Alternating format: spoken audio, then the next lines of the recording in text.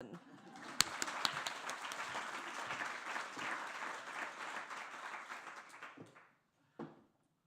I guess I should be grateful. She did warn me that I'd probably fall off the stage. You're doing wonders for my self-esteem today. As a researcher, it is always a huge pleasure to be allowed out of the office to share some of what we've been doing with people in the field at the coalface who might be able to do something useful with it. So I really hope that some of the research I'm going to share with you today is of interest, and I've tried to draw out what it might mean for the work that you're doing going forwards. Now, I wasn't given a pointer. I swear you're out here to make me look stupid.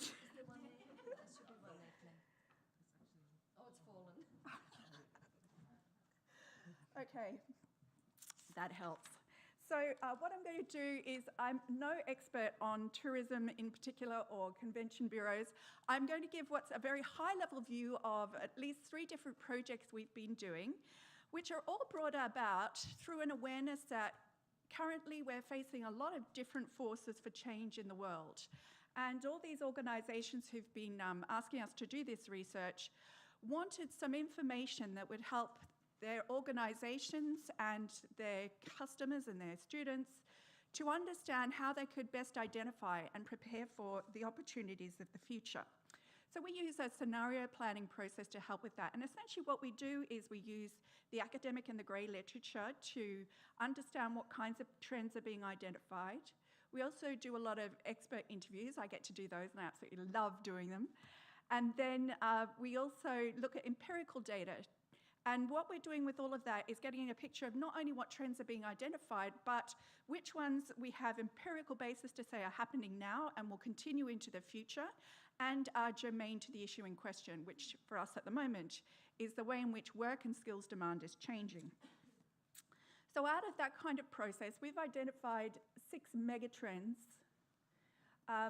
which are very broad-reaching and long-term forces for change already playing out, but also going to play out into the future, which are having a big impact on the nature of the work that we do and the way in which we do that work.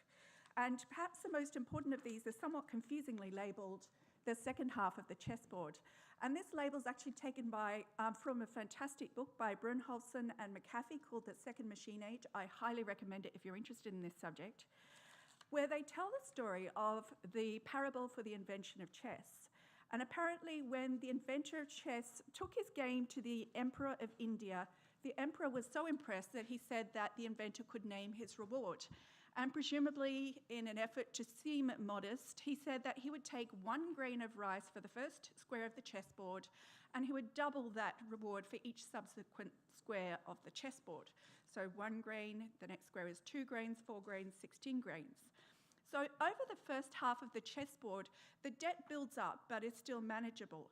The key point is that when you get to the second half of the chessboard, when this exponential pattern of growth gets going, things get gnarly. And the story can end in one of 2 ways. Either the kingdom changed hands, or the inventor of chess lost his head. I'm not sure which one is true. I'm inclined to think that power structures tend to reinforce themselves and the inventor lost his head. But the point here is that technology development has been following the same exponential pattern of growth. For some reason, my colleagues are using an exponential axis, so it doesn't really show that massive J-curve that is exponential growth. But essentially what we've seen is that computing power, data volumes, the number of devices being used has all been growing exponentially, and the cost of computing has been decreasing exponentially. And the key point is this. Experts say that we have only just, or may not even yet have hit, the second half of the chessboard. So if you feel like you've experienced technological disruption, the point is it's going to be much bigger into the future. And to give you an idea of what we're talking about, some experts from Oxford University, Frey and Osborne, consulted with technology developers in a range of different fields to get a sense of what kind of tasks could be completed by computers in the future. And based on that analysis and a breakdown of the types of tasks that people do in their jobs, they estimate that 47% of the jobs we now do could be automated in the next 15 years. Pretty big. I'm not saying that we won't have jobs in the future at all. That is the potential of technology, and the potential of technology is always constrained by social forces, such as what we consider acceptable, what regulation allows, what kind of existing infrastructure investments we've made, and whether they facilitate the new technology. But the key point here is that technology is going to change what we do in our work environment considerably. Many of the other megatrends that affect the way in which we work flow on from the effects of technology. So, for example, we talk about porous boundaries, and here what we mean is that formerly important boundaries such as national boundaries and organisational boundaries are going to be less solid in the future than they currently are. So, for example, our labour market has become a lot more global. And in the future, we may not see people working as much in the traditional organisational structure. The theory of the firm states that the reason why we all work in organisations is because it's not efficient for any one individual to do all the work and have all the expertise required to produce the product or service, market the product or service, deal with the customers, all the accounting, all the legal responsibilities. So we come together and we specialise to perform all those different functions. But once we have these platforms that give us standardised contracts, that help us find our customer incredibly efficiently, we no longer have the same reason to work in an organisation as we used to. And so these platforms are just some of the online platforms through which you can work as a freelancer or put work out for a freelancer to do. And whilst we haven't seen the huge uptake of these platforms in Australia, these data that have been collected, honestly, do what I ask you to do. This thing is like my children. Try 6 times and then make threats. So these data, it's 2 different surveys we've got here. One is the line, rather than the bars, comes from freelancer.com. It's one of those digital platforms where people can bid for work or offer work. And you can see the uptake of this platform, the number of people registered on this as doing work, is increasing at an exponential rate. And similarly, the uptake of co-working spaces, where individuals come into an office environment and rent a room and the use of those facilities, rather than going into an organisation that we are employed by, is also increasing rapidly. So in the future, we may see a model where companies have a relatively small number of staff who are formally employed by them and then farm out their work to a much more mobile and independent workforce. And for that reason, our third megatrend is called the era of the entrepreneur, and we extend this to mean the independent worker. So the point is that with digital technology, making it so incredibly cost-effective to market your product, to communicate globally, to access technological expertise, it is actually very cost-effective for the person in the street to start their own business. And if, as we suspect, the number of jobs in traditional large organisations are going to go down, what we expect is that people will instead find ways of earning income as an entrepreneur or as the owner of a micro business. So that's our third trend. The fourth one is one that you're definitely already seeing, and that is that our workforce is becoming much more diverse. In part, that is because we're all living for longer, and I'm sure you'll agree that is a fantastic trend. What you may feel more mixed about is the fact that we are all also working for longer. So if you look at superannuation firms, they actually measure their performance in terms of the proportion of their membership who will get over the line, by which they mean will have enough money at the age of 65 to be able to live off their superannuation balance. And let me tell you, there are many people who do not have that much money, and I suspect myself included. I will not be retiring gracefully at 65. But our work is much less physically demanding, and digital technology makes it possible to work for longer when you are physically incapacitated or have some kind of disability. So people will continue to work for longer. We've got more females participating in the workforce. Surprisingly, perhaps we're also seeing a drop-off in male labour force participation. I'd love to say that's because we're doing more sharing of the housework and the childcare, but in fact, where the drop-off is occurring is mostly amongst young and unskilled men, often people who don't even have a relationship. So there's a very worrying issue occurring there. But so we've got diversity in age, we've got diversity in gender. We're also increasingly relying on a migrant workforce to fill gaps in the skills profile. And on top of living for longer, we're actually living for longer but in a less well way. There's an increase in the incidence of chronic health problems, much more mental health problems, much more obesity, diabetes, substance abuse. So what we're suggesting is that managing future workers will be a much more demanding job because we'll have to be managing a lot of different age profiles, a lot of different cultural backgrounds, and people whose, I guess, responsibilities and needs are very different. We're also working in a much more intangible environment, whereas previously people were working in manufacturing. There we go. We're looking at change over time in the number of people employed in different sectors. Obviously, there's been a big decrease in the number of people involved in manufacturing work, and most of us now work in the services sector. And what we would suggest is that this focus on the services sector will get ever larger into the future. So we're living for longer, but more chronic health problems, so growing need for health and aged care services. More and more people will be working in those fields. But also because of technological disruption, we'll keep needing to reskill and upskill over time. So education will be something we do over the life course, and there'll be much more demand for people to teach and educate. Now, our service delivery requires people with the ability to work with people, and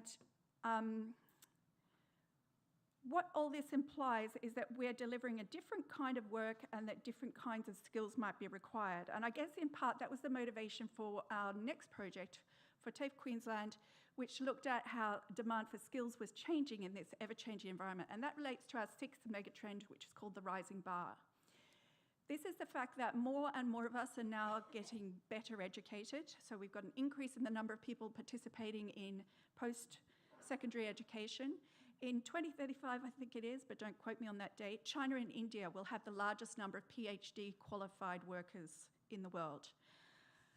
But we are getting more educated because our occupations require us to be more educated. And that is because technology is taking away the simpler tasks. And the work that is remaining for the human worker is more complex. And so the bar for entry into an occupation is getting higher. Not only that, but the types of occupations we're going into are more highly skilled. So this graph here, can you see the numbers on that? So it starts at 1996 and it increases, it goes over to 2016. So we're looking at the last 20 years or so. Skill level 1 is the highest level of skill. This is a university degree, maybe a high-level diploma and more. Skill level 5 is the lowest level of skill. That's where you only need work experience, maybe, to do the job. So the ABS, the Australian Bureau of Statistics, has categorised every single occupation in our workforce and categorised it as a skill level 1, 2, 3, 4, or 5. Back in 1996, the majority of people were in occupations that only required skill level 4, roughly a certificate 2 or 3. What you can see over time is that the aqua bar has grown and overtaken that category. So now most of us are in occupations which are classified as most highly skilled. No doubt you've heard that we all need to be more skilled into the future. I mean, the number of things we're told we have to do into the future makes me personally extremely tired. But what kinds of skills exactly?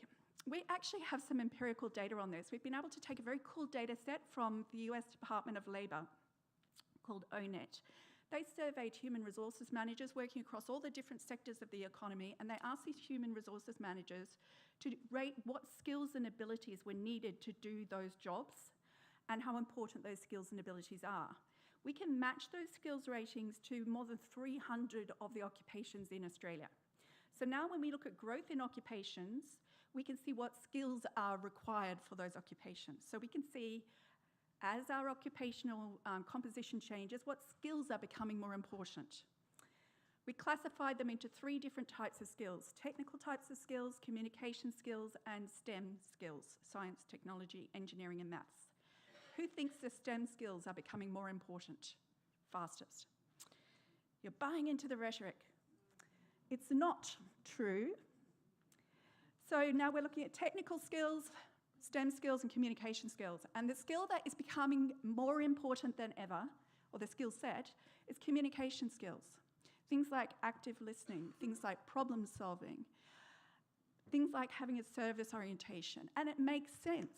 The more that we are working with technology, the more that the thing we add value with is in our ability to understand the customer, to build a relationship, to generate trust, to make them feel understood. So it's those skills which complement the machines or the technology, and it's those skills that are becoming ever more important. STEM skills are also growing, technology skills clearly not. But when you look at the STEM skills profile, we've been able to break this down a bit further. You can see that you do not need to learn programming, or at least you don't in order to become a programmer. There is an argument that it helps to understand the logic of computers. So people like me who do science are becoming less valued, programming less important. What is becoming ever more important is the ability to use computers, the ability to work with numbers, and the ability to take technology and apply it to your particular context or problem. So it's that basic set of numeracy, literacy kind of skill, digital literacy skills that are becoming more important into the future. Now, I have not kept up with my notes. So far, I've just told you about what we're already seeing. This is based on real data on our workforce. But we also want to get some insight into how things are changing into the future. So we took the Frey and Osborne modelling, where they gave us a sense of what kind of tasks could be automated based on projected developments in technology, and looked at what that might mean for different occupational groups in our economy. So here's the news about who's going to lose their jobs because of technology. We've actually been able to come up with a probability of technological disruption. We have on the one side female workers, the 16 most popular occupations for female workers, and on the other graph, the 16 most popular occupation for male workers. One's Australia, one's Queensland, but they're not very different. And so the circles show the proportion of people who are employed in those jobs, and you've got to use the right-hand axis. The important bit is the bar graph, which is the probability of this job being automated into the future. So the first category of workers, the sales assistants and the sales something else's, I can't read to the side, are one of our largest, the largest occupational category for male and female workers, and it is a very high risk of being automated into the next 10 to 15 years. We all know why. Online shopping, self-checkout systems, vending machines, all of that poses a real risk to retail workers.